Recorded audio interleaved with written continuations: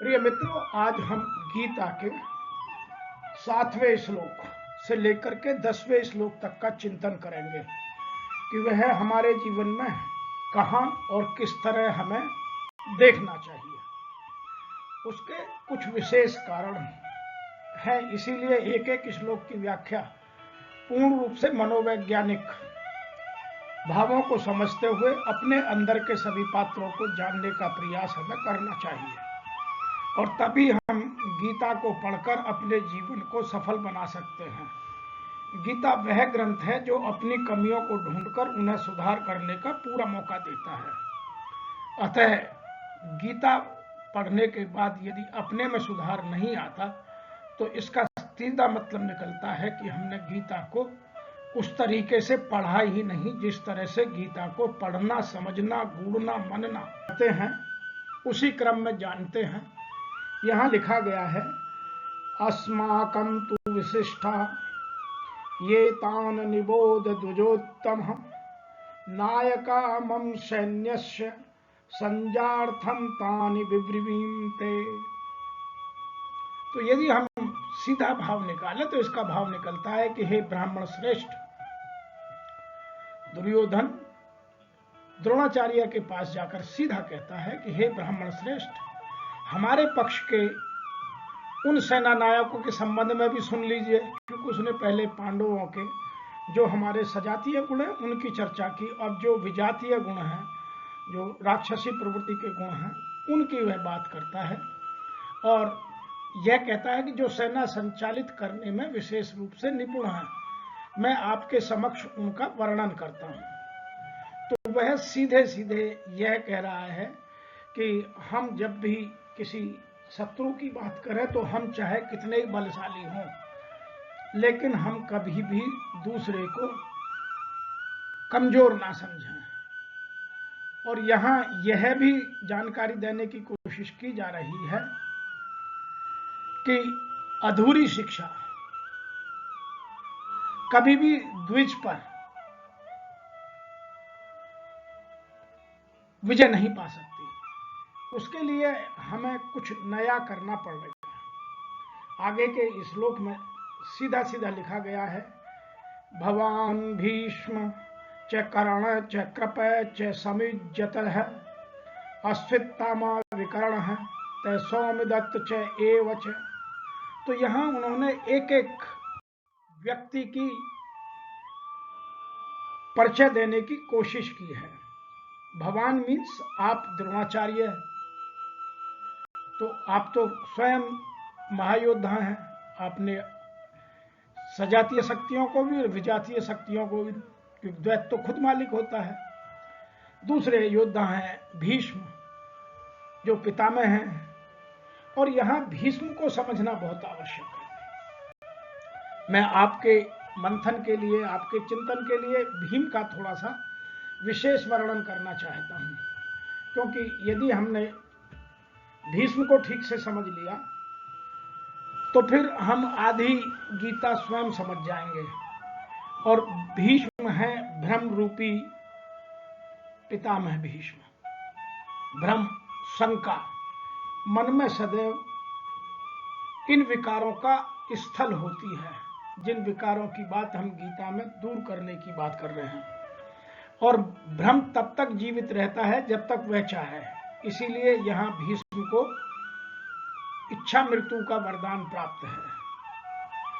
और समूची सेना मर जाती है, पूरा युद्ध समाप्त हो जाता है, लेकिन भ्रम फिर भी जिंदा रहता है और वह कहता है कि मैं जब सूर्य नारायण उत्तरायण हो जाएंगे तब मैं अपने प्राण त्यागूंगा। तो आप यहां भीष्म के किरदार को ठीक से समझिए, और तब यदि हमने भीष्म को ठीक से समझा तो हम अपने आप को गीता के समझने में, अपने विकारों को दूर करने में तनिक भी देर नहीं लगाएंगे। भीष्म जो है, जिसका जन्म, भ्रम का जन्म सदैव शंका से, शंका का जन्म सदैव भय से होता है। तो जब हमारे मन में भय होती है तो हम किसी भी विचार को ठीक से स्वीकारते नहीं है और नकारते भी नहीं है, तो हम द्वंद्व में फंस जाते हैं। तो वहां हमारे मन में बहुत सारी चीजें अपने आप ही भय को जन्म देती चली जाती हैं, और यदि हम भय को दूर करने के लिए सकारात्मक विचारों का प्रवाह करते हैं तो भय नियंत्रित होता जाता है, भ्रम नियंत्रित होता है, और यदि हम नकारात्मक में चले जाते हैं तो वह और बढ़ता जाता है। और भय का जन्म पवित्रता और भोग विलासता के साथ साथ होता है। भय ऐसा नहीं है कि भय पवित्रता में नहीं होता। जहां पवित्रता को भोग विलास से जोड़ दिया जाए वहां भ्रम की स्थिति बहुत तेजी से बढ़ती है। और भ्रम कभी भी राष्ट्रहित में कोई निर्णय नहीं ले सकता। आप पूरी महाभारत में देखेंगे, भ्रम ने अपने अहम को, अपने आप को बड़ा दिखाने के लिए जगह जगह अपनी प्रतिज्ञाएं तो की हैं, लेकिन कभी कोई सफल राष्ट्र के लिए या परोपकार के लिए या किसी पर दया करुणा करने के लिए कोई कृत्य भ्रम नहीं करता। भ्रम सदैव सभी को दबाकर अपना वर्चस्व बनाए रखने की कोशिश करता है। आप यहाँ भीष्म के करैक्टर को समझिए, चाहे वो अंबाल के अंबावती को उठा के लाए, चाहे वो किसी और की हम बात करें, भीष्म ने सदैव वही काम किए जो भ्रम करता है। भ्रम अहम के वर्चस्व के लिए प्रतिज्ञाएं तो करता है, ऐसा दिखाई भी देता है कि वो प्रतिज्ञा है, लेकिन वो सत्य नहीं है। और भ्रम कभी भी किसी की वास्तविक मदद नहीं करता, वह केवल अपने को ऊपर दिखाने की बात करता है। तो यहां जो भ्रम विकारों का एक जन्मदाता है वह है भीष्म। दूसरा जो योद्धा है वो है कर्ण। कर्ण को भी समझना बहुत आवश्यक है। कर्ण बहुत योद्धा है, लेकिन कभी सजातीय कर्म नहीं करता, कभी स्वधर्म का पालन नहीं करता, उसे स्वधर्म का ज्ञान बहुत कम है और हमेशा विजातीय कर्म ही करता है। तीसरा योद्धा है कृपाचार्य, और कृपाचार्य का अर्थ होता है जो साधक द्वारा कृपा का आचरण करना। अभी वह पूरी तरह संत नहीं हुआ है, पूरी तरह साधना में सफल नहीं हुआ है, लेकिन वह अपनी कृपा का आचरण कर रहा है, वही हमारा कृपाचार्य है। इसीलिए यहां इन चीजों को जानने की, अपने आप में समझने की बहुत आवश्यकता है। अब आप अगला देखिएगा, अगला है अस्तुत्थामा। अस्तुत्थामा क्या है? वह है आसक्ति। आपने देखा होगा द्वैत में सदैव आसक्ति रहती है। तो अस्तुत्थामा किसका पुत्र है? द्रोणाचार्य का।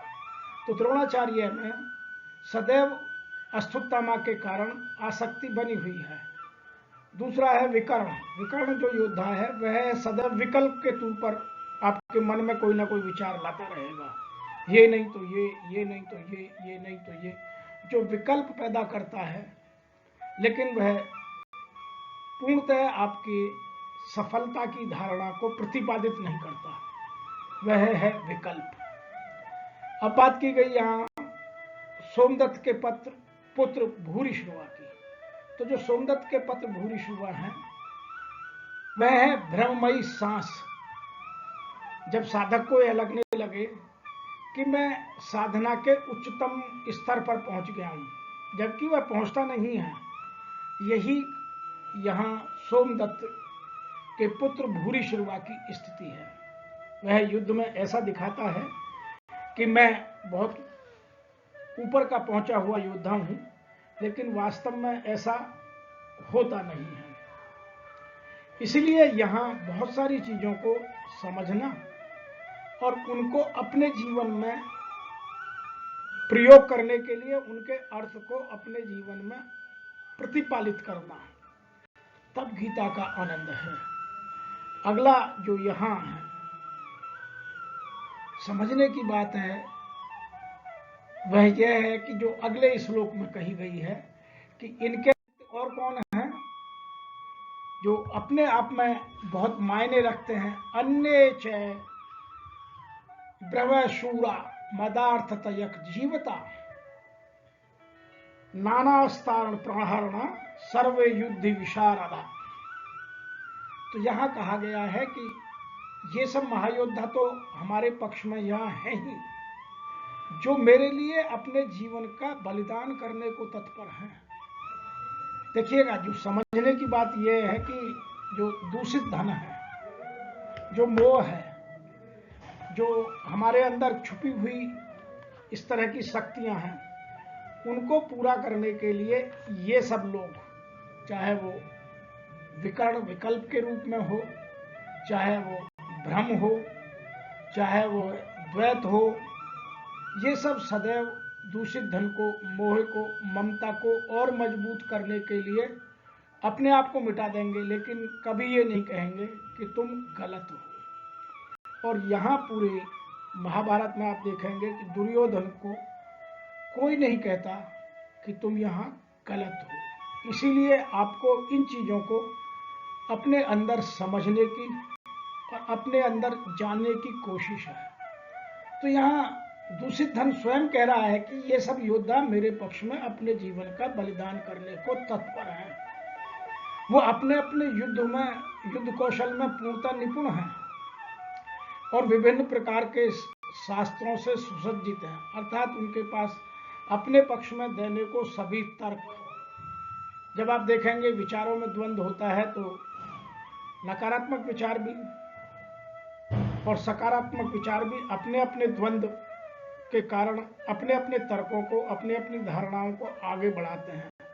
और आपका विवेक, आपका अनुरागी मन किसको आगे बढ़ाने की कोशिश करता है, यह उसके ऊपर निर्भर करता है।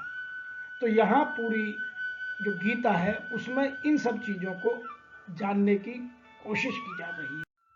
अगले श्लोक में और बहुत बढ़िया बात कही है कि यहाँ दुर्योधन स्वयं द्रोणाचार्य से क्या कहता है, और वह बहुत ही गहन और गूढ़ हमारे लिए समझने की बात है। वह कहता है, अपर्याप्तम तत् अस्माकं बलम भीष्माभिरक्षितम पर्याप्तम तु इदम एषाम बलम भीमाभिरक्षितम। तो एक तरफ कहा गया है भीष्माभिरक्षितम कि हमारी सेना, हमारी शक्ति असीमित है, हमारे तरफ भी बहुत महान योद्धा हैं, लेकिन पांडवों की सेना की शक्ति भीम द्वारा, भीम मीन्स भाव द्वारा भली भांति होने के पश्चात सीमित है। तो सीमित विचार यदि पवित्र हों, स्वधर्म का पालन करते हों, स्वजातीय कर्म करते हों, तो उनको विजातीय कर्म चाहे कितनी भीड़ हो, कितनी संख्या में अधिक हो, कभी भी नहीं हरा सकते, उनकी सुरक्षा की गारंटी नहीं दे सकते। तो यहां यह बात स्पष्ट रूप से द्रोणाचार्य से दुर्योधन कह रहा है कि हमारी शक्ति असीमित है, हम सब महान सेना नायक भीष्म पितामह के नेतृत्व में पूरी तरह संरक्षित हैं, अर्थात भ्रम से पूरी तरह मैं अपने आप को पूरी तरह सुरक्षित मानता हूं, जबकि पांडवों की सेना भीम द्वारा भली भांति रक्षित होने के पश्चात भी सीमित है। तो यहाँ सीमित और असीमित, बहुत सारे लोग कहते हैं कि मैं भीड़ देखकर डर जाता हूं। डरना भी चाहिए, स्वाभाविक है कि यदि आप अपनी जगह सजातीय कर्म करते हुए जो हमारे सात्विक गुण हैं उनको आगे बढ़ाते हुए कोई अपनी बात को तर्क देते हुए रखते हैं, तो वह सदैव सफल होती है। और जो बातें विजातीय कर्मों के आधार पर द्वैत में फंसी हुई हैं, शंका को साथ लेकर चल रही हैं, वह कभी भी हमारे को सुरक्षित महसूस नहीं करा सकती। और यही यहाँ दैवीय संपद और राक्षसी संपद की बात हमें समझने की आवश्यकता है। मैं ऐसा मानता हूं कि जब हमारे मन में यह भाव होता है कि हम गलत तरीके से किसी काम में सफलता पाने चाहते हैं। तो जो यहाँ का इस श्लोक का सीन है, अपर्याप्तम तदस्माकं बलम भीष्माभिरक्षितम्, वह सदैव चरितार्थ होता है कि हम में भले ही असीमित ताकत हो, महसूस होती हो, हमने अपने अंदर भ्रम पैदा कर लिया हो कि हमारे पास बहुत कुछ है, लेकिन वह हमें सुरक्षा नहीं दे सकता। और दूसरी तरफ यदि दृढ़ संकल्प है, दृढ़ निश्चय है, आत्मविश्वास है, मेरे मन में भाव है, तो जो भीमाभिरक्षितम्, जो भीम द्वारा भली भांति रक्षित होने में सफल हो सकते हैं। तो हमें अपने जीवन में यह देखना चाहिए कि मैं जो कृत्य कर रहा हूं, जो मैं कर्म कर रहा हूं, जो मेरे मन में विचार हैं, जो मेरे कर्म का अभिप्राय है, वह कैसा है, और तभी हम अपने आप को आगे ले जा सकते हैं। गीता में कर्म से ज्यादा कर्म करने के अभिप्राय पर, कि मेरे मन में क्या चल रहा है, उस पर बल दिया गया है। कर्म का फल कभी फलित नहीं होता, फलित होता है कर्म के अभिप्राय का फल, क्योंकि भगवान सदैव भाव को देखता है कि हम कौन सा काम किस भाव से कर रहे हैं।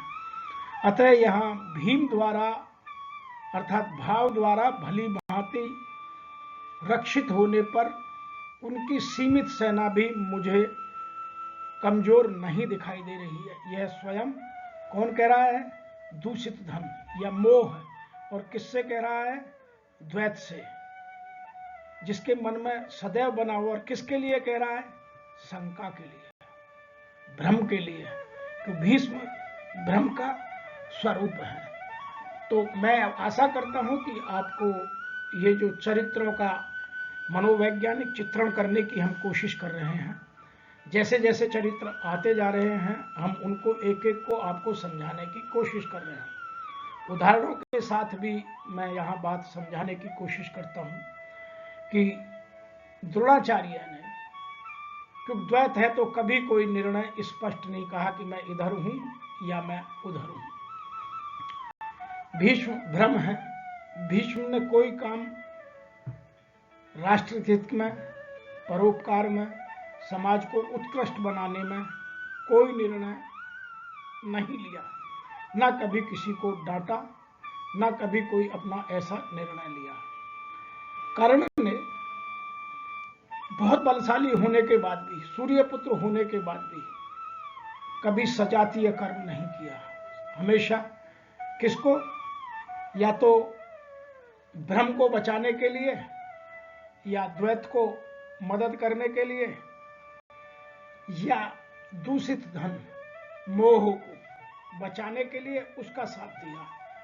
इसीलिए इन चीजों को अपने मन में ढूंढिए कि हमारे पास कितनी भी आधिकारिक रूप से यदि गलत तथ्य हों और वो गलत काम के लिए यूज किए जा रहे हैं, तो वह कभी हमें मदद नहीं करेंगे। और भले ही हमारे पास सत्य की पूंजी बहुत छोटी हो, लेकिन वह हमें सफलता की ओर, जीवन में उत्कृष्टता की ओर, और जो हमारे जीवन का उद्देश्य है, जीवन को मुक्ति की ओर ले जाने में, सफल बनाने में मदद करेगी। मैं आशा करता हूं कि आपको यह व्याख्या मनोवैज्ञानिक तरीके से समझने के लिए थोड़ा कष्ट तो होगा, लेकिन आनंद की अनुभूति देगा। यदि आपको आनंद की अनुभूति होती है तो आप मेरे इस वीडियो को लाइक कीजिए, मेरे चैनल को सब्सक्राइब कीजिए, और यह जो हम सरल भाषा में हिंदी में भावार्थ कर गीता को सबकी जानकारी के लिए सही अर्थ में देने का प्रयास कर रहे हैं, उसको जन जन तक पहुंचाने के लिए हमारी मदद कीजिए। और आपकी यह मदद इस राष्ट्र को उत्कृष्ट बनाने में और आपको जीवन से मुक्ति दिलाने में, दोनों में मदद करेगी। किंतु शर्त यह है कि इसको अपने अंदर के छुपे हुए भावों में, अपने अंदर के छुपे हुए विकारों में ढूंढकर उन्हें बाहर फेंककर अपने जीवन को उत्कृष्ट बनाने की आवश्यकता